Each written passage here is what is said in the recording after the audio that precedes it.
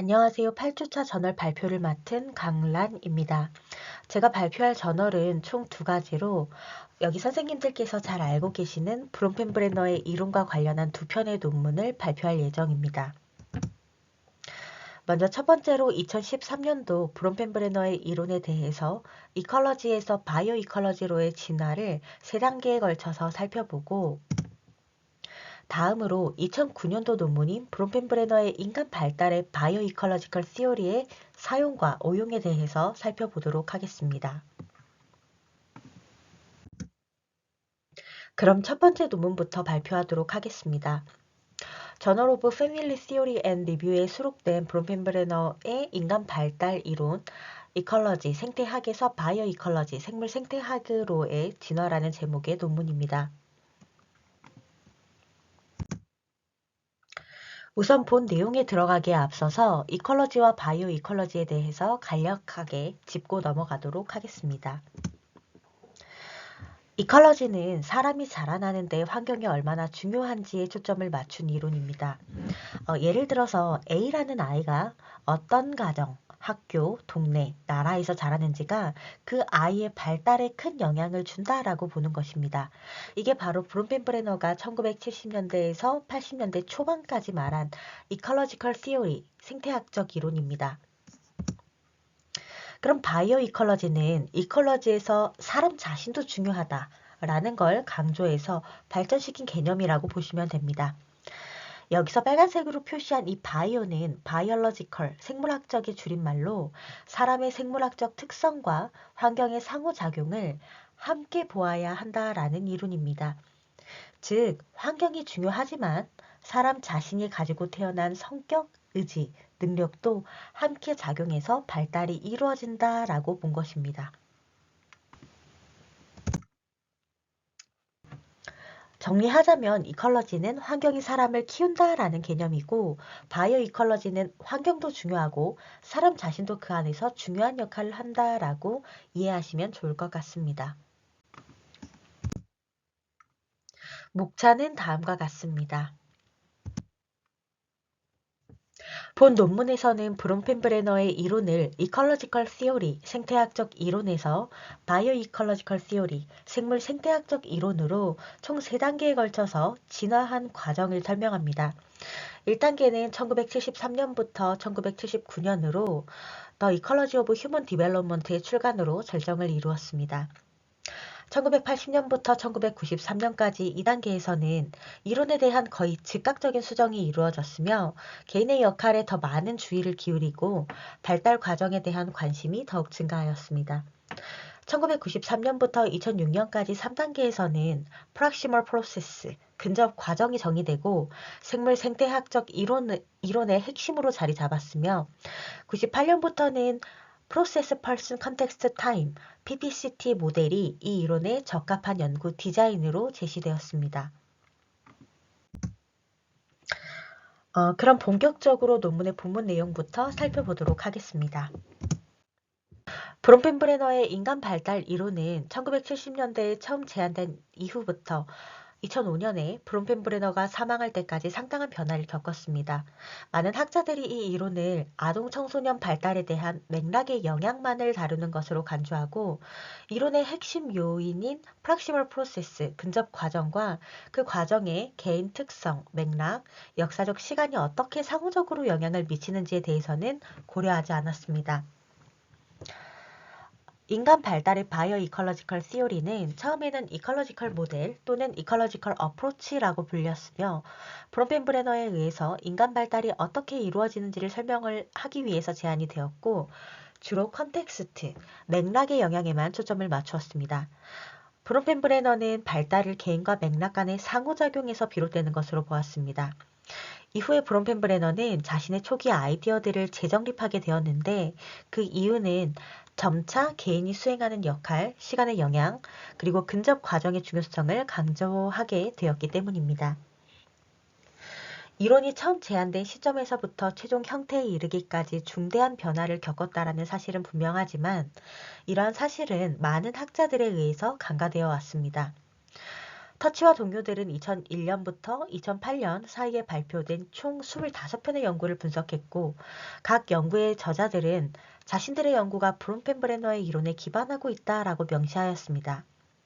하지만 그중에서 단 4편만이 이론의 가장 최신 형태에 기반하고 있었으며, 대부분의 연구는 이론을 단순히 발달에 대한 맥락적인 영향으로만 설명을 하고, 최종 형태에서 이론의 핵심이 되는 프락시멀 프로세스, 근접 과정은 완전히 무시하였습니다.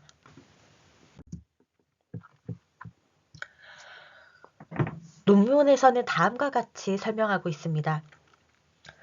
이론적 혼란을 피하기 위해서는 해당 연구가 기반하고 있는 구체적인 이론적 근거를 명확히 밝혀야 한다.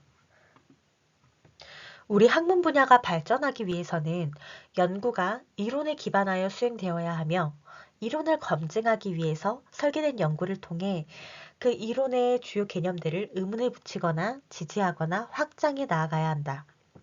하지만 이러한 과정은 학자들이 현재 존재하는 이론을 정확하게 이해한 바탕 위에서 연구를 수행하거나 혹은 이론의 초기 버전을 검증하려는 시도를 했을 경우에만 가능하다.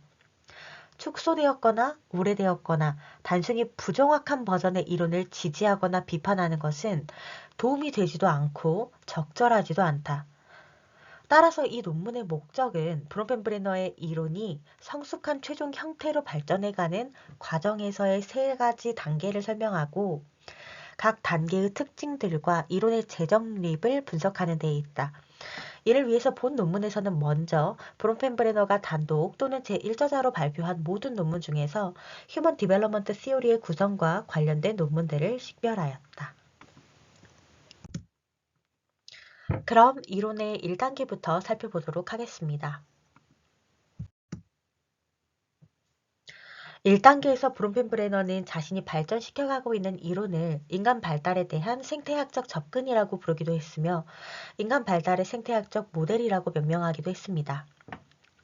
브론펜브레너가 연구를 시작하게 된 동기는 2가지 핵심 축에 기반하고 있습니다. 먼저 첫 번째 축은 심리학 분야의 당대 연구들, 특히 실험실 환경에서 수행된 연구들의 한계였고, 2번째 축은 아동, 청소년, 가족과 관련된 사회 정책에 관심을 가진 정치인들의 요구 때문이었습니다. 브론펜브레너는 인간 발달을 연구하는 기존 심리학의 방식, 특히 실험실 기반 연구들이 인위적이고 제한적이며 실제 아동의 발달 과정을 설명하기에는 부적절하다라고 비판했습니다. 이러한 방식은 아동이 생활하는 환경이나 아동이 실제로 상호작용하는 사람들과의 관계를 제대로 반영하지 못한다라는 점에서 타당성이 낮다라고 주장했습니다. 심지어 실생활 환경에서 수행된 연구조차도 환경보다는 개인에게 집중되는 경향이 있으며, 연구자와 피험자라는 두 사람만을 고려하는 이러한 협소한 접근은 발달 과정을 이해하는 데 한계가 있다라고 지적했습니다. 브론펜브레너는 아동이 놓인 환경에는 여러 인물이 함께 존재하며, 어떤 발달 결과를 이해하려면 그에 이르는 발달 과정에 주목해야 한다라고 강조했습니다. 브론펜브레너는 인간이 살아가는 맥락, 컨텍스트를 반영한 이론이 존재하지 않았기 때문에 연구 또한 맥락을 충분히 반영하지 못했다라고 보았습니다.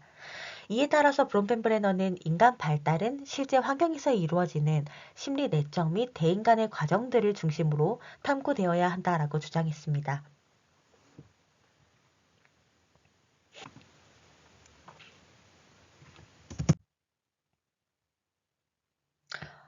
브론펜브레너는 이컬러지 오브 휴먼 디벨롭먼트라는 개념을 어떻게 정의했을까요? 브론펜브레너는 인간 발달의 생태학을 발달 중인 개인과 그가 속한 환경 간의 상호 조정, mutual accommodation 과정을 중심으로 설명했습니다. 그는 이 개념을 다음과 같이 정의했습니다. 인간 발달의 생태학은 활발히 성장하는 인간 존재와 그가 살아가는 즉각적 환경의 변화하는 특성 사이에서 점진적으로 이루어지는 상호 조정을 과학적으로 탐구하는 것을 포함한다. 이 과정은 환경들 간의 관계와 그 환경들이 포함되어 있는 더 큰 맥락들의 영향을 받는다. 이 개념은 바커와 라이트에 의해서 처음 사용되었으나, 브론펜브레너는 이들의 환경 변화가 인간 발달에 미치는 영향을 충분히 설명하지 못했다라고 비판하였습니다. 이에 따라서 브론펜브레너는 기존의 인간 발달 연구가 실제 맥락을 반영하지 못한 studies out of context, 맥락을 벗어난 연구라고 지적하였고, 생태학적 연구란 발달 중인 개인과 변화하는 미시 및 거시 맥락 간의 상호작용을 탐색해야 한다라고 강조하였습니다. 브론펜브레너는 환경이 위상학적으로 4개의 상호 연결된 구조로 구성되어 있다고 보았습니다. 이는 개인에게 가까운 구조일수록 더 먼 구조 속에 포함되는 중첩된 원형 구조로 이해되며 그는 이를 브림의 용어를 바탕으로 마이크로 시스템, 메소 시스템, 엑소 시스템, 매크로 시스템으로 명명하였습니다. 브론펜브레너는 환경을 단순히 배경이 아닌 발달 중인 개인과 본질적으로 연결된 체계, 이컬러지컬 시스템으로 보았으며 따라서 환경을 설명할 때 항상 이컬러지컬, 생태학적이라는 용어를 강조했습니다. 이 위상학적으로라는 표현은 그림으로 구조를 나타내는 방식이라는 뜻으로 오른쪽 그림에서 보시는 것처럼 사람이 중심에 있고 그 주변에 동그라미처럼 환경들이 차곡차곡 둘러싸여 있다라는 것을 보여주는 방법이라는 것을 토폴로지컬리 위상학적으로라는 단어로 설명하였습니다. 브론펜브레너는 사람을 설명할 때 사람이 여러 개의 동그라미 원 한가운데 있는 것처럼 그렸고 제일 안쪽 동그라미는 가장 가까운 환경, 그 바깥 동그라미는 그보다 조금 더 먼 환경, 그리고 그 바깥에는 나라나 문화처럼 아주 큰 환경으로 설명을 했습니다. 이렇게 동그라미가 겹겹이 쌓인 모습이 러시아 인형, 마트료시카 인형 같이 생겼다라고 해서 이러한 그림을 사용한 것입니다.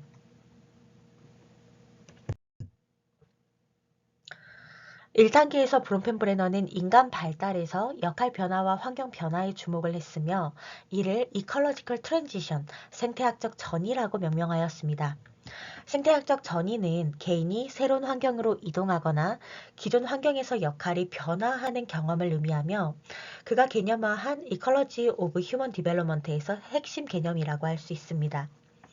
브론펜브레너의 생태학적 전이가 주로 메소 시스템 수준에서 일어나며 이는 아이가 집에서 어린이집으로 가는 경우나 성인이 학교에서 직장으로 진입하는 경우 등에서 나타난다라고 설명했습니다. 이러한 전이는 생애 전반에 걸쳐서 생태 환경의 어느 수준에서도 발생할 수 있고 실제 생활 속 자연 환경을 고려한 전후 프리포스트 비교 설계로 연구되어야 한다라고 보았습니다. 브론펜브레너는 생태 환경의 3가지 핵심 특성으로 체계성과 상호 의존성, 발달은 상호작용을 통한 과정, 그리고 현상학적 장에 대해서 제시하며 설명하였습니다. 또한 브론펜브레너는 인간 발달이 연속성과 변화 모두를 포함한다라고 강조하였습니다. 시간과 공간을 거치며 개인의 특성에는 점진적인 변화가 일어나며 동시에 이들 간의 역동적이고 상호적인 활동을 통해서 새로운 변화를 만들어낸다라고 설명했습니다. 이러한 활동은 반복적이고 지속적인 패턴을 형성하면서 더 복잡하고 분화된 발달로 이어집니다. 브론펜브레너는 성장하는 개인은 환경을 점차 더 잘 이해하고 그 환경을 유지하거나 재구성하는 활동에 참여하게 되며 이러한 참여는 더 높은 수준의 복잡성과 동기를 동반한다라고 요약하였습니다. 마지막으로 아동의 발달은 긍정적 정서 애착을 바탕으로 한 지속적이고 상호적인 관계 속에서 성공적으로 이루어진다라고 설명되었습니다. 특히 숙련된 성인과의 상호작용, 그리고 관찰과 참여를 통해서 새로운 기술을 습득하고 이를 다양한 환경에서 적용해보는 기회가 주어질 때 발달은 더욱 잘 이루어진다라고 강조하였습니다. 다음으로 이론의 2단계를 살펴보도록 하겠습니다. 이 시기의 브론펜브레너의 목표는 인간 발달에 관한 현대 연구에서 환경이 어떻게 개념화되고 있는지를 보여주는 것이었으며 동시에 그가 1단계 저서에서 지적한 공백, 다시 말해서 발달 과정에서 개인 특성이 수행하는 역할에 대한 설명의 부재를 다루는 것이었습니다. 목표들은 여러 논문들에서 달성이 되었고 논문에서는 기존 문헌에 존재하는 다양한 패러다임을 식별했을 뿐만 아니라 브론펜브레너 자신의 생태학적 패러다임도 제시하였습니다. 브론펜브레너는 자신이 1979년에 저술한 내용 중에서 일부 측면에 대해 재평가하고 확장하며 철회할 필요성을 느꼈으며 개인이 발달에서 수행하는 역할에 더 많은 주의를 기울이는 것뿐만이 아니라 발달 과정에 더 집중하였고 시간의 흐름에 대해서도 주목하였습니다. 브론펜브레너는 발달과 생태학적 환경, 특히 미시체계와 거시체계에 대한 자신의 개념을 수정하고 인간 발달 연구를 위한 새로운 연구 패러다임을 제시했습니다. 모델은 처음에는 Person Process Context 모델이라고 불렸으며 이후에는 프로세스가 가장 앞으로 와서 Process Person Context 모델로 명명이 되었습니다.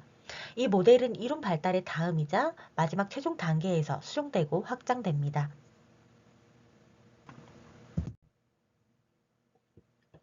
이 단계에서 브론펜브레너는 인간 발달 연구에 사용된 다양한 연구 모델, 소셜 어드레스 모델, 펄슨 컨텍스트 모델, 프로세스 컨텍스트 모델, 펄슨 프로세스 컨텍스트 모델에 집중을 했는데 이 모든 모델들은 시간을 연구의 중요한 구성 요인으로 고려하지 않았고 발달을 시간에 따른 연속성과 변화의 과정으로 이해하지 못했다라는 점에서 공통적인 한계를 지닌다라고 설명하였습니다. 이에 대해서 브론펜브레너는 크로노 시스템 모델을 제안했습니다.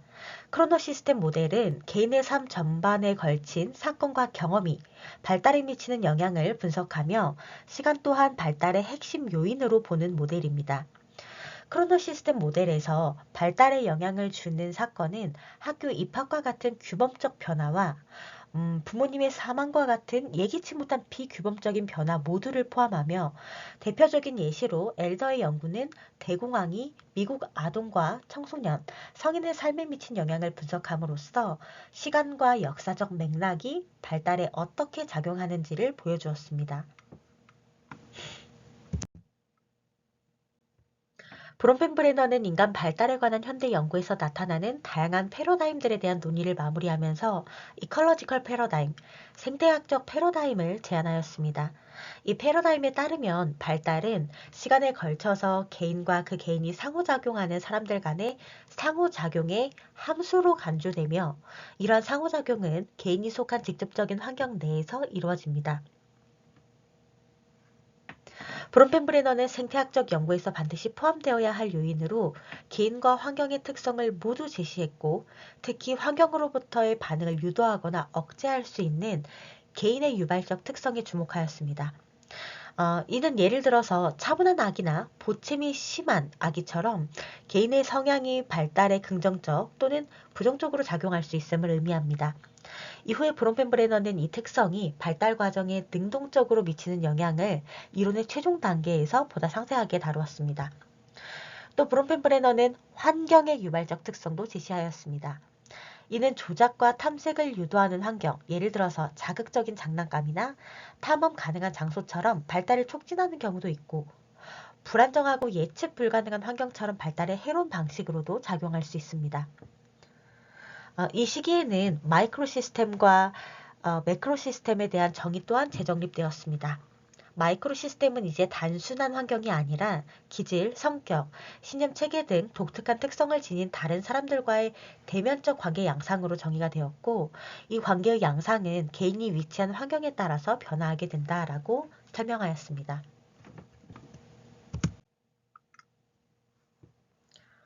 브론펜브레너는 역사적 시간 속에서 문화가 개인에게 미치는 영향을 설명하기 위해 비고츠키와 루리아의 영향을 받아 거시체계를 다음과 같이 재정의하였는데 특정 문화, 하위 문화 또는 기타 확장된 사회 구조의 특징을 이루는 미시체계, 중간체계, 외체계의 포괄적인 패턴이라고 정의하였습니다. 이는 가치관, 자원, 위험, 생활 양식의 공통된 패턴을 뜻한다라고 설명하였습니다. 아울러 브론펜브레너는 개인의 본질을 사고, 감정, 행동에 대한 상호 연관되고 역동적인 능력들이 끊임없이 진화하는 복합적인 생물 심리학적 유기체로 재정의하였습니다. 개인이 자신의 발달에 능동적으로 참여한다라는 점을 강조하면서도 이러한 참여는 타고난 생물학적 요인뿐만 아니라 발달해온 환경과의 상호작용이 전제되어야 한다라고 보았습니다. 요약하면 이 시기의 생태학적 패러다임은 개인과 환경의 상호작용을 보다 세밀하게 설명하며 발달의 주체로서의 개인의 역할을 본격적으로 정립하기 위한 이론적 기반을 제공하였습니다. 마지막 최종 단계인 3단계를 살펴보도록 하겠습니다. 이론의 세 번째 단계이자 마지막 단계에서 브론펜브레너는 개인의 특성이 공간적, 시간적 맥락과 결합하여 자신의 발달의 엔진이라고 부른 프락시멀 프로세스, 근접 과정에 어떤 영향을 미치는지를 설명하고자 하였습니다. 브론펜브레너는 이론의 최종 버전을 바이오 이컬러지컬 시오리 또는 바이오 이컬러지컬 모델 오브 휴먼 디벨롭먼트로 명명하였으며 프락시멀 프로세스, 근접 과정에 중점을 두었습니다. 또한 그는 생물 생태학적 연구의 설계 원칙으로 PPCT 모델을 제시하였습니다. 이 모델이 어떻게 작동하는지를 보여주기 위해서 브론펜브레너는 드릴리언의 연구, 엘더의 대공황 연구, 그리고 스테인버그 등 다양한 연구자들이 수행한 청소년 양육 방식 연구에 주목하였습니다. 이 시기에 브론펜브레너는 아동, 청소년, 가족의 생활 여건을 향상시키기 위한 공공정책 실천에 관심을 두고 발달 결과를 최적화할 수 있는 이론적 틀로 생물 생태학적 이론을 지속적으로 발전시켰습니다. 즉 초기 단계에서는 이컬러지 오브 휴먼 디벨롭먼트 개념에 대한 정의가 중심이었다라고 하면 세 번째 단계에서는 바이오 이컬러지 오브 휴먼 디벨롭먼트가 무엇을 의미하는지를 설명하는 것이 핵심이었습니다. 브론펜브레너는 바이오 이컬러지컬 모델을 다음과 같이 정의했습니다. 시간에 걸친 인간 발달을 과학적으로 연구하기 위한 발전하는 이론적 체계. 이 체계는 과정, 개인, 맥락, 시간이라는 네 요인이 동시에 그리고 상호작용적으로 발달에 영향을 미친다라고 보았으며 그 영향은 단순히 더해지는 것이 아닌 상호작용의 결과라고 강조했습니다.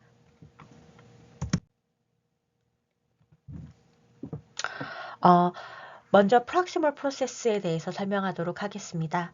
브론펜브레너는 이컬러지컬 모델에서 바이오 이컬러지컬 모델로의 변화 과정을 설명하면서 근접 과정, 프락시멀 프로세스라고 불리는 메커니즘을 통해 개인이 자신의 발달에 있어서 수행하는 역할을 강조하였습니다.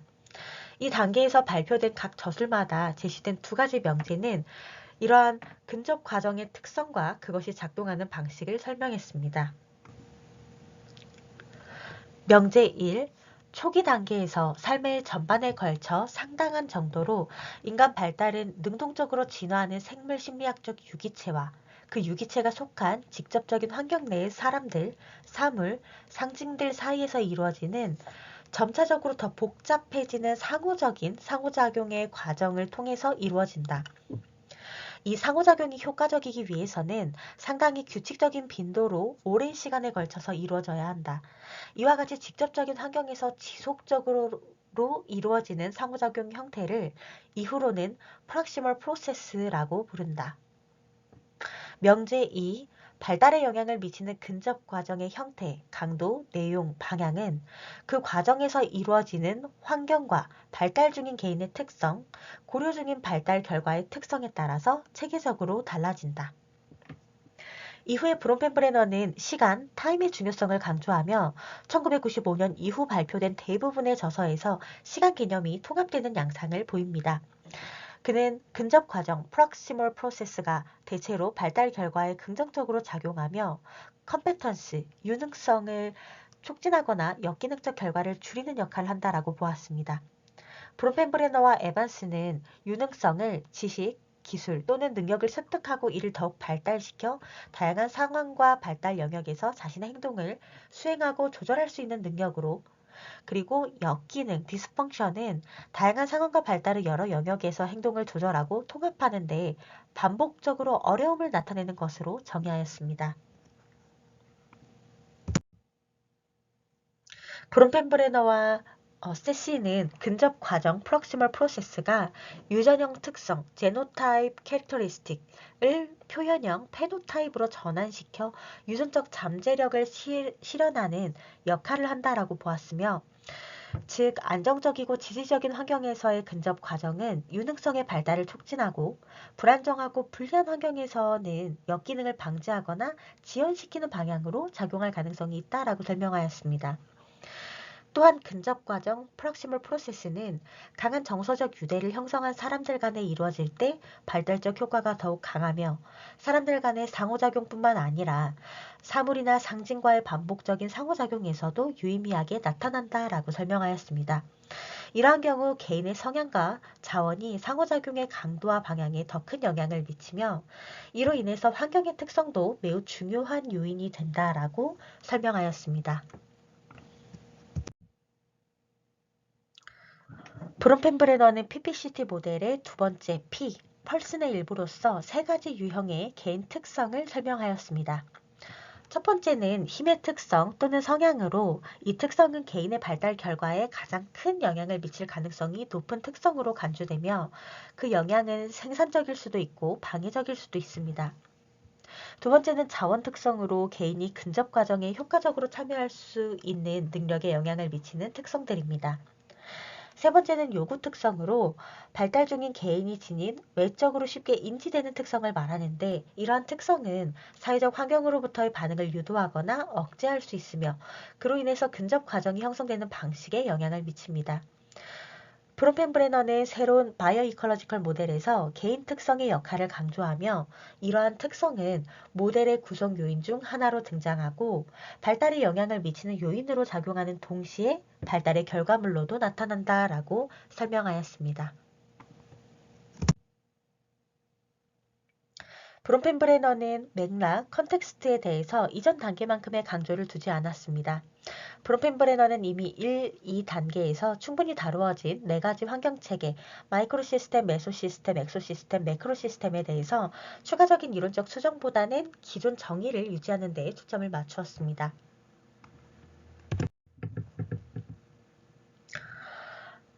타임, 시간은 브론펜브레너가 이전에 크로노 시스템이라고 명명한 개념을 바탕으로 바이오 이컬러지컬 모델에 통합되었으며 이 모델에서는 시간의 개념이 확장되어 개체 발생적 시간과 역사적 시간을 모두 포함하게 되었습니다.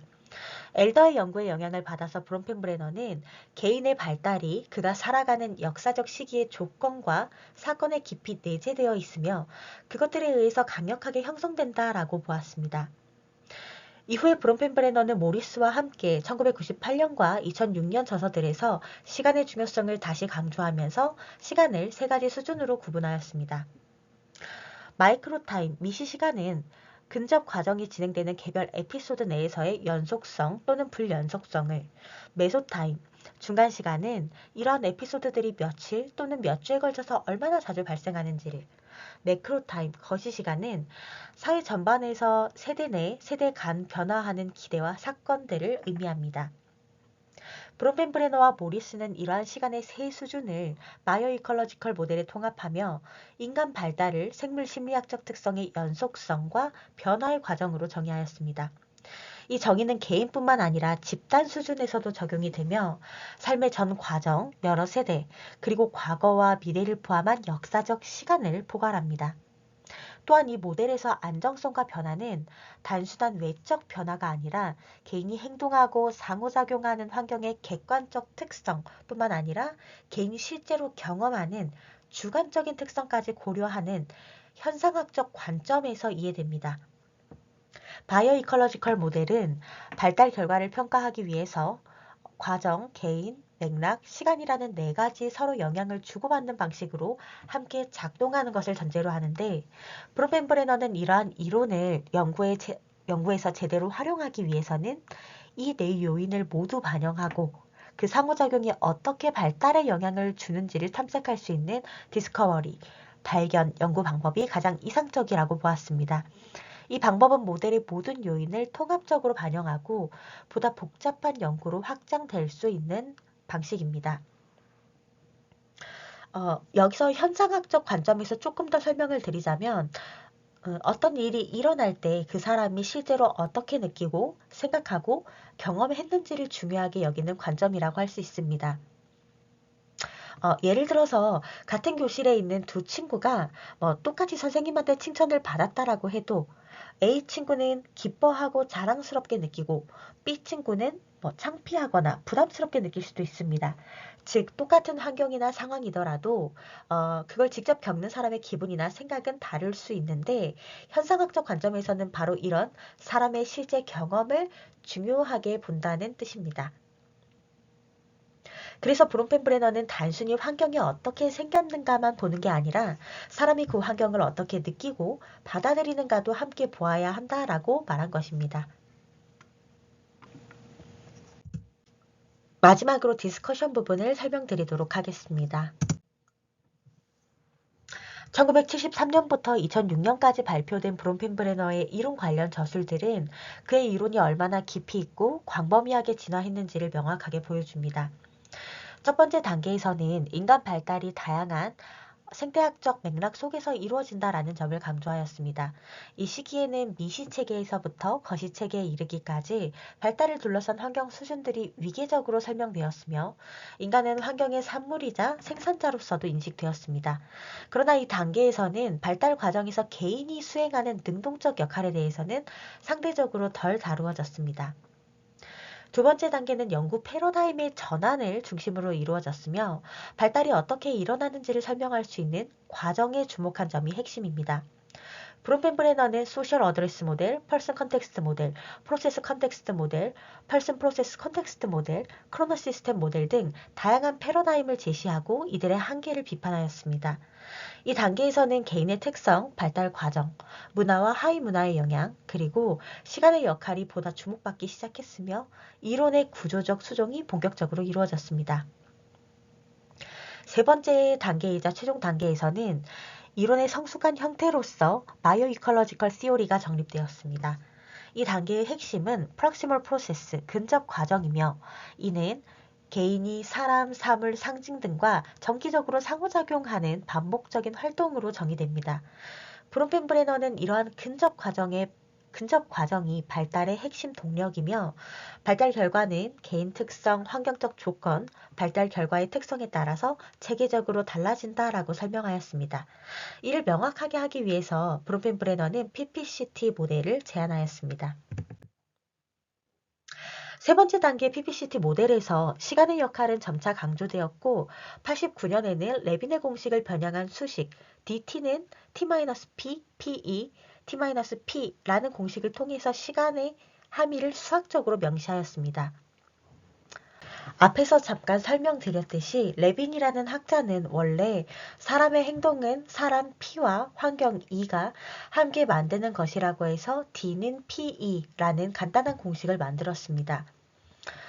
그런데 1989년에 이 공식을 더 발전시켜서 DT는 T-P, PE, T-P 여기서 중요한 건 T-P라는 부분이 생겼다는 건데 T는 결과를 관찰한 시간을 말하고 P는 그 변화가 시작된 과거 시점을 말합니다. 즉 여기서 T-P로 표시된 부분은 그 변화가 일어난 기간, 즉 얼마나 오래 사람이랑 환경이 함께 작용을 했는지를 뜻합니다. 다시 말해서 사람이 변하려면 사람과 환경이 일정 시간 이상 함께 작용해야 한다라는 것을 공식에 명확하게 적었던 것이라고 할 수 있습니다. 브론펜브레너의 이론적 변화는 단절보다는 연속에 가까운 형태로 이루어졌으며 브론펜브레너는 자신의 초기 모델을 스스로 재평가하고 수정하는 성찰적 태도를 통해서 이론을 점진적으로 정교화하였습니다.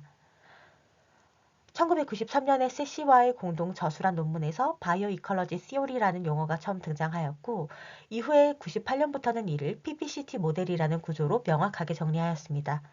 이 이론은 단순한 맥락의 영향 이론을 넘어서서 개인이 환경과 상호작용하며 능동적으로 발달에 참여한다는 관점을 이론의 중심으로 삼습니다. 결론적으로 브론펜브레너의 생물 생태학적 이론은 인간 발달을 설명하는 데 있어서 과정 중심적이며 개인, 환경, 시간의 상호작용을 종합적으로 고려한 대표적인 이론입니다. 이는 공공정책, 교육, 가족 연구 등 다양한 영역에서 이론과 실천을 연결하는 기반이 되었으며 이론의 성숙은 근접 과정과 시간의 개념을 포함한 PPCT 모델의 정립으로 완성되었습니다.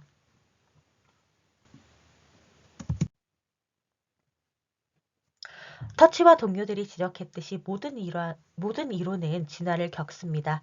브론펜브레너의 이론은 특히 이런 변화가 뚜렷하게 드러나는데 이는 브론펜브레너가 자신의 79년도 저서에서 제시한 개념들에 대해서 스스로 재평가를 하고 수정을 하고 확장을 하며 때로는 철회하기도 했던 성찰적 태도를 꾸준히 보여주었기 때문입니다. 따라서 브론펜브레너의 이론을 여전히 단순히 맥락의 영향에만 초점을 맞춘 이론으로 간주하거나 이론의 세 번째이자 최종 단계에서 강조된 프록시멀 프로세스, 근접 과정과 이를 중심으로 한 생물생태학적 이론의 연구 지침인 PPCT의 모델의 중요성을 간과해서는 안 된다라고 설명하고 있습니다. 연구의 한 가지 목표가 이론을 검증하고 이를 지지하거나 수정하거나 폐기하는 것이라면 유효한 검증은 반드시 그 이론의 핵심 원칙들에 실제로 근거한 것이어야 하며 연구자들이 이론의 초기 버전에 기반하여 연구를 수행할 수도 있지만 그럴 경우에는 그 사실을 명확하게 밝혀야 합니다. 그렇지 않으면 상당히 다른 버전들을 가리키는데 모두 브론펜브레너스 시오리라는 동일한 명칭을 사용하는 것은 이론적 혼란을 초래하게 한다라고 하면서 본 논문의 저자들은 이 글이 브론펜브레너 이론의 성숙한 형태를 보다 효과적으로 활용하고 검증하는 데 기여하기를 바란다라고 하며 글을 마무리하였습니다.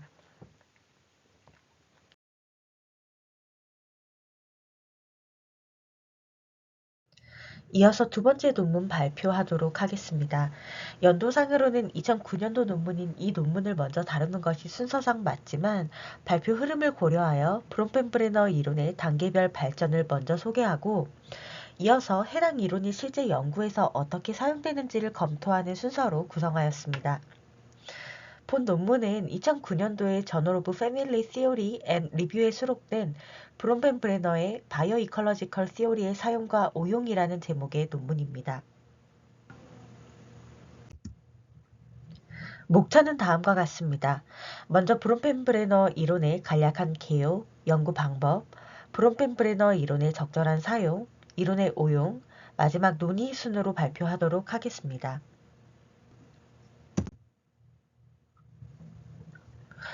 본 논문은 가족과 그들의 관계에 관한 실증적 연구에서 나타난 브론펜브레너의 바이오 이컬러지컬 시오리의 적용을 평가합니다. 본 논문의 저자들은 1990년대 중반 이후에 머추얼, 성숙한 형태의 바이오 이컬러지컬 시오리를 설명하면서 이 이론은 프락시멀 프로세스를 중심에 두는 PPCT 모델에 초점을 맞춥니다. 그런 다음 본 논문의 저자들은 2001년 이후에 출판된 25편의 논문을 검토하는데 이들 모두가 브론펜브레너의 이론에 기반했다라고 명시하고 있습니다. 그러나 이 중 4편을 제외한 모든 논문이 아웃모디드 버전, 90 버전에 의존하고 있었으며 그 결과 개념적인 혼란과 이론에 대한 부적절한 검증이 나타났음을 보여주었다라고 설명하고 있습니다. 여러 학자들은 이론, 사용하는 연구 방법, 분석 전략 간의 긴밀한 연계를 강조해 왔습니다. 이론은 연구 대상 간의 연관성을 설명하고 새로운 통찰을 제공하는 프레임워크로서 기능하며 연구자들에게 공통된 과학 언어를 제공하고 실증적 연구를 안내하는 역할도 합니다. 비록 일부 연구는 비이론적인 접근이나 귀납적 기술에 기반한다라고 주장이 되지만 많은 실증 연구는 특정 이론 프레임워크에 기반하고 있습니다.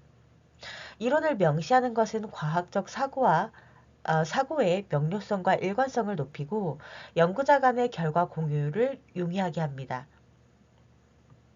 또한 이론에 대한 지지 여부와는 무관하게 이론 자체에 대한 통찰을 제공하는 데 기여합니다.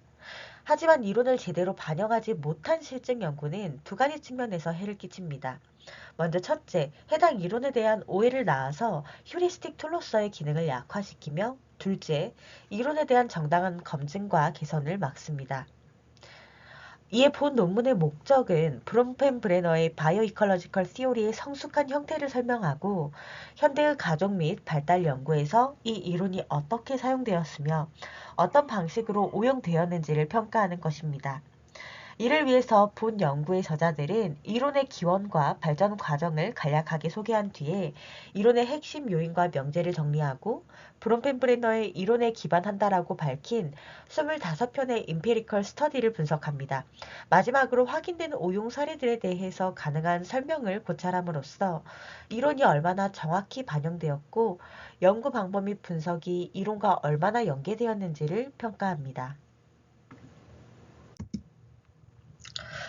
그럼 브론펜브레너 이론의 간략한 개요를 설명드리겠습니다.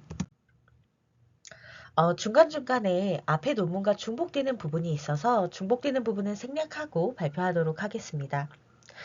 브론펜브레너는 1980년대 후반부터 프로세스, 과정을 문화, 사회 계층, 성별 등과 발달 결과를 연결하는 주요 요인으로 보고 이를 이론의 중심에 두기 시작했습니다.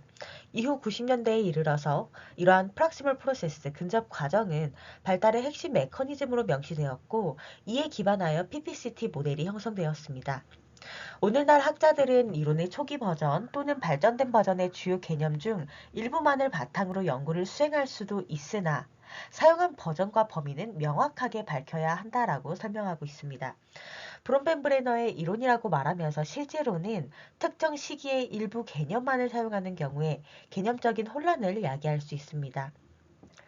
따라서 이 논문의 저자들은 이론의 전체적인 발전 과정을 고려하고 PPCT의 네 가지 핵심 개념인 프로세스, 펄슨, 컨텍스트, 타임의 상호 관계에 대한 이해를 바탕으로 이를 적용하는 것이 중요하다라고 설명합니다.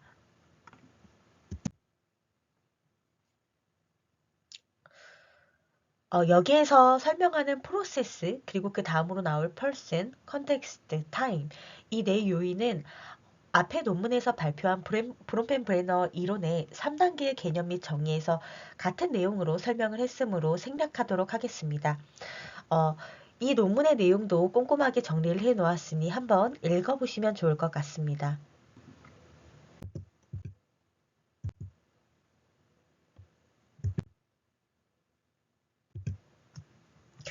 그럼 넘어가서 메소드, 연구 방법부터 설명드리도록 하겠습니다. 연구자들은 사이크인포, 에듀케이션 인덱스, 앱스코호스트, 프로퀘스트, 구글 스칼라에서 다음의 키워드를 활용하여 광범위한 문헌 검색을 수행하였습니다. 브론펜브레너, PPCT, 이컬러지컬 시오리, 이컬러지컬 시스템스 시오리, 바이오 이컬러지컬 시오리, 프로세스 펄슨, 컨텍스트 타임. 또한 일부 출판사, 세이지와 같은 출판사의 검색 옵션을 이용해서 특정 학술지 내 검색도 수행하였습니다. 검색 대상은 2001년도부터 2008년 3월까지 영어로 출판된 논문이었으며 그 중에서 연구자가 자신의 연구가 브론펜브레너 이론에 기반한다라고 명시한 논문만을 포함하였습니다. 연구자들은 모든 관련 논문을 포괄했다라고 주장하지는 않지만 이 기준에 부합하는 25편의 출판된 연구를 확인하였습니다. 다음으로 결과 또는 이론의 사용과 오용에 대해서 설명드리겠습니다.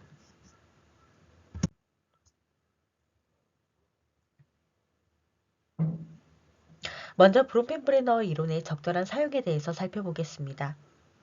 25편의 연구 중에서 브론펜브레너 이론의 성숙한 형태, 프락시멀 프로세스를 포함하여 최소 3가지 이상의 PPCT 요인을 반영한 성숙한 형태로 적용한 논문은 단 4편에 불과했습니다. 애덤슨즈와 동료들의 2007년도 연구, 캠벨과 동료들의 2002년도 연구, 리긴스 캐스퍼스와 동료들의 2003년도 연구, 터치와 동료들의 2003년도 연구. 여기서 캠벨과 동료들의 2002년도 논문 및 터치와 동료들의 2003년도 논문을 찾아서 아이캠퍼스에 함께 올려놓았으니 한번 선생님들 참고하여 읽어보시면 좋을 것 같습니다. 애덤슨즈와 동료들은 생물학적 아버지와 계부의 참여 정도 및 아버지 자녀 간의 상호작용의 질을 비교하여 이를 PPCT 내 구성 요인과 연결하여 분석하였습니다. 비록 횡단 연구 설계로 인해서 시간, 타임 요인을 계부의 가족 내 거주 기간으로 대체한 점은 한계로 지적이 되었지만 펄슨, 개인 특성은 아버지의 가족 내 지위, 연령, 인종, 양육 신념 등으로 잘 정의되었습니다. 또한 자녀의 성별도 고려되었습니다. 프로세스, 과정은 명확하게 측정되지는 않았으나 아버지 자녀 간의 상호작용의 질을 통해서 프락시멀 프로세스, 근접 과정을 적절하게 반영하였습니다. 어, 연구자는 한계를 명시하였고 이론에 기반한 해석과 향후 연구 방향도 제시하였습니다. 다음으로 리긴스 캐스퍼스와 동료들의 2003년도 연구는 유전 요인과 환경 요인 간의 상호작용을 평가하였고 프락시멀 프로세스, 근접 과정은 입양 부모의 훈육 방식을 통해서 측정되었습니다. 이는 아동의 문제 행동, 발달 결과에 영향을 미치는 유전 성향, 생물학적 부모의 정신병리 및 입양 부모의 정신건강과 연결되었습니다. 환경 측정은 간접적으로 추론이 되었으나 연구자들은 이 한계를 명확하게 인식하고 이론의 틀에 따라서 결과를 해석하였습니다. 다음으로 캠벨과 동료들의 2002년도 연구는 개인 특성, 근접 과정, 맥락, 시간 간의 상호작용이 결합되어 발달 결과에 영향을 미치는 브론펜브레너의 이컬러지컬 모델에 기반했다라고 명시하였습니다. 조기 교육 개입과 가정 기능은 프락시멀 프로세스, 근접 과정으로 초기 성취 점수는 개인 특성의 측정 지표로 사용되었습니다. 매크로 시스템, 거시체계 간의 비교는 불가능했으나 종단 연구를 통해서 시간적 변화에 따른 요인 간의 상호작용을 분석하였습니다. 청소년의 자기가치감의 발달을 이론적 틀 내에서 해석하였습니다.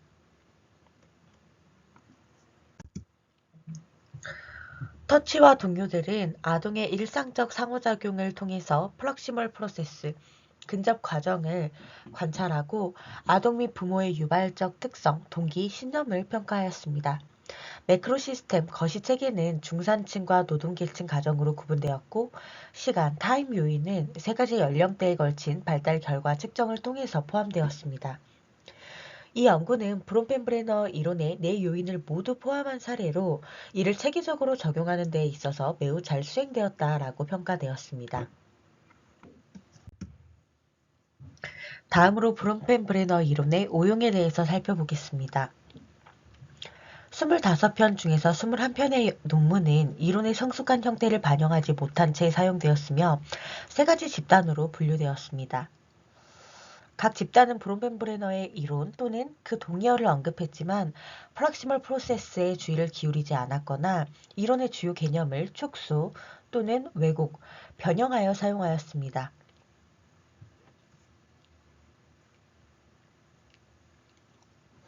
이론의 초기 버전을 검증하고자 하는 연구자들은 물론 그렇게 할 수는 있지만 그 경우에는 반드시 자신의 의도를 명확하게 밝혀야 합니다.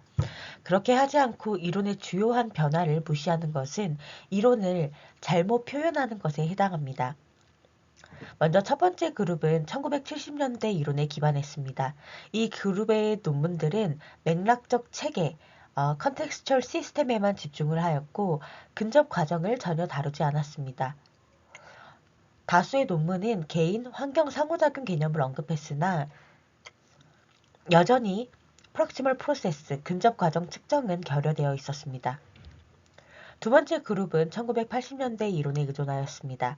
이 그룹은 이론을 맥락 중심 접근으로 해석하였고 이론의 중심이 되는 퍼슨, 프로세스, 컨텍스트 분석을 수행하지 않았습니다. 일부 집단은 관련 데이터를 보유하고 있었음에도 불구하고 근접 과정을 이론적 틀에 따라서 분석하지 않았고 시간 개념도 무시하였습니다. 세 번째 그룹은 1990년대 이후 이론을 인용했으나 잘못 적용되었습니다. 먼저 성숙한 형태의 이론이 제시된 1990년대 연구를 인용한 총 5편의 논문 저자 그룹이 있었습니다. 그러나 졸던, 워런, 그리고 호세인 등은 1998년 이후 이론을 인용했음에도 여전히 이론을 단순한 맥락 이론으로 다루었으며 PPCT 모델이나 근접 과정 언급은 없었습니다. 맥두걸과 동료들은 근접 과정을 또래 및 교사 학생 관계로 보았지만 이를 학교 문화라는 맥락 요인으로만 처리하였고 시간, 타임 요인을 포함하지 않았습니다. 이와 같이 다수의 연구들은 브론펜브레너 이론의 발전을 제대로 반영하지 못하거나 오용하고 있었으며 특히 근접 과정과 PPCT 모델의 통합적 분석이 결여된 경우가 많았습니다. 이로 인해서 이론에 대한 잘못된 인식과 축소 해석이 확산될 위험이 존재한다라고 본 연구의 저자들은 설명하고 있습니다. 다음으로 디스커션 부분 설명드리겠습니다. 디스커션에서 논문의 저자들은 이론은 발달 및 가족 연구에서 중요한 역할을 하며 올바르게 적용되어야 의미 있는 검증과 해석이 가능하다라고 설명합니다. 이론을 정확하게 반영하지 않은 연구는 설령 긍정적인 결과가 나타나더라도 그 이론에 대한 실질적인 지지를 제공하지 못하며 반대로 부정적인 결과 역시 이론에 대한 타당한 비판이 되지 못한다라고 설명합니다. 논의 부분에서는 두 가지 질문과 그에 대한 대답을 고찰함으로써 마무리 짓고 있는데요. 먼저 첫 번째 질문으로 2001년부터 2008년 사이에 출판이 된 25편의 논문 중에서 단 4편만이 이론의 성숙한 형태를 사용하고 그것을 적절하게 연구에 적용한 것으로 보인다라는 사실은 무엇으로 설명될 수 있을까? 라는 질문입니다. 이에 대해서 저자는 가능한 한 가지 이유는 일부 학자들이 맥락, 컨텍스트가 개인의 발달에 영향을 미친다라거나 맥락과 개인 모두가 영향을 미친다라는 자신의 관점을 뒷받침하기 위한 일반적인 이론적 근거만을 제공하고자 하기 때문일 수 있다라고 설명합니다. 이들 저자들은 단순히 브론펜브레너를 인용하는 것에 만족하지 않고 자신의 연구가 그의 이론이나 모형 혹은 프레임워크에 기반하거나 그것으로부터 영향을 받았다라고 명시하였습니다. 두 번째, 자신의 연구가 브론펜브레너의 이론에 기반한다라고 말하는 일부 학자들이 그의 이론에 나타난 변화들을 인식하지 못하고 있는 것은 아닐까라는 질문입니다. 이에 대해서 이 논문의 저자는 다음과 같이 설명합니다. 연구자들이 일부 책의 장들을 인식하지 못하는 데에는 어느 정도 정당한 이유가 있을 수도 있다. 왜냐하면 이러한 장들은 동료 심사, 피어 리뷰를 거친 학술지에 실린 논문들만큼 쉽게 접근할 수 없기 때문이다. 브론펜브레너가 자신의 이론의 초기 버전을 제시했던 저서는 널리 알려져 있어서 이후에 출판이 된 몇몇 챕터들의 존재를 완전히 가려버렸을 수도 있다. 하지만 98년판 핸드북 오브 차일드 디벨롭먼트에 실린 챕터가 찾기 어렵다라고 주장하기는 힘들다. 자신이 근거하고 있다라고 명시한 이론의 창시자가 그 이론이 얼마나 많이 변화했는지를 언급했음에도 불구하고 1970년대의 자료만을 혹은 주로 그 시기의 자료만을 사용하는 것은 정당화되기 어렵다. 이러한 경우는 본 논문에서 분석한 25편 중 무려 9편의 저자들에게서 발견되었다. 더 나쁜 것은 이들 저자들이 브론펜브레너의 이론을 마치 다양한 맥락 체계와 그것이 발달에 미치는 영향만을 다루는 이론인 것처럼 다루었다라는 점이다. 이로 인해서 이들은 이 이론이 처음 제시된 시기부터 가지고 있던 생태학적인 특성조차 간과하게 되었다라고 설명합니다. 이어서 본 논문의 저자들은 다음과 같이 덧붙여서 설명하고 있습니다. 다른 학자들은 1980년대의 보다 최신 버전의 이론을 사용했는데 이 시기 브론펜브레너는 개인과 맥락을 연결하는 요인으로서의 과정, 프로세스의 중요성을 설명하였다. 저자들은 브론펜브레너가 자신의 이론을 생태체계 이론, 이컬러지컬 시스템 시오리라고 명명했다라고 정확히 서술했음에도 불구하고 정작 자신들의 연구가 해당 이론에 기반한다라고 명시하면서도 이론의 체계, 시스템 부분을 실제로 연구에 적용하지는 않았다. 두 번째 집단에 속한 일부 저자들은 발달 중인 개인과 그들이 놓여있는 맥락 간의 상호 의존적인 역할을 살펴보아야 한다라는 사실을 인정했을 뿐이며 그 외의 저자들은 여전히 브론펜브레너를 단순히 발달에 대한 맥락적 영향에만 관심을 가진 이론가로 간주하는 듯한 방식으로 글을 썼다. 또한 이론의 성숙한 형태를 인용했다라고 해서 반드시 연구의 이론이 올바르게 적용이 되었다라는 것을 보장하는 것은 아니었다. 1990년대 브론펜브레너의 저서를 인용한 9편의 논문 중 최소 4편은 여전히 이 이론을 주로 맥락의 영향 또는 개인 맥락 상호작용에 관한 이론으로 다루었으며 이 이론의 핵심 요인인 프락시멀 프로세스, 근접 과정에 대해서는 전혀 고려하지 않았다. 이 25편의 논문 중에서 단 4편의 저자들만 실제로 PBCT 모형에 대해서 서술을 했고 이를 자신들의 연구에 적용하려고 시도했다. 수많은 연구자들이 자신의 연구에서 사회 계층과 같은 맥락 변인과 성별과 같은 개인 특성을 포함하고 이들이 관심 있는 결과 변인에 미치는 영향을 살펴보기 위해 계층 성별 상호작용을 검증하기도 한다. 하지만 이는 브론펜브레너의 이론을 검증하는 연구라고는 볼 수 없다. 본 논문의 저자들은 연구자들이 자신의 연구를 특정 이론에 기반한다라고 해서 반드시 그 이론의 최신 버전이나 전체를 사용해야 한다라고는 생각하지 않습니다.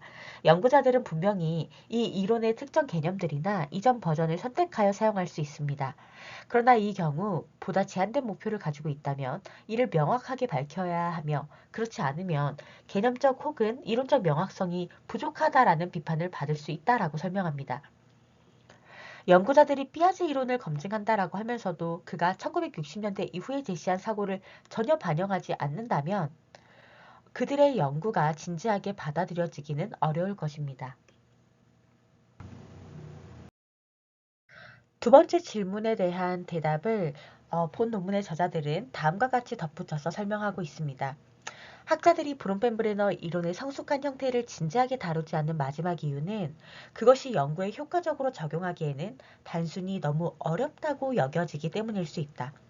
브론펜브레너 자신도 어떤 저서에서도 이 이론을 적용하는 데 도움이 되는 명확한 방법론적인 지침을 제시하지는 않았다. 그는 자신의 이론을 어떻게 적절한 방법으로 적용했는지를 보여주기 위해서 자신의 연구에 대해서 글을 쓰지도 않았다. 대신에 그는 자신이 제시한 이론을 검증하기 위해서 특별히 설계된 것이 아닌 다른 연구자들의 연구에 대해서 논평하는 것을 선호했다. 게다가 이론의 모든 요인을 빠짐없이 포함하는 연구를 설계한다라고 생각해보면 그 연구는 실제로 매우 방대하고 복잡한 연구가 될 것이다.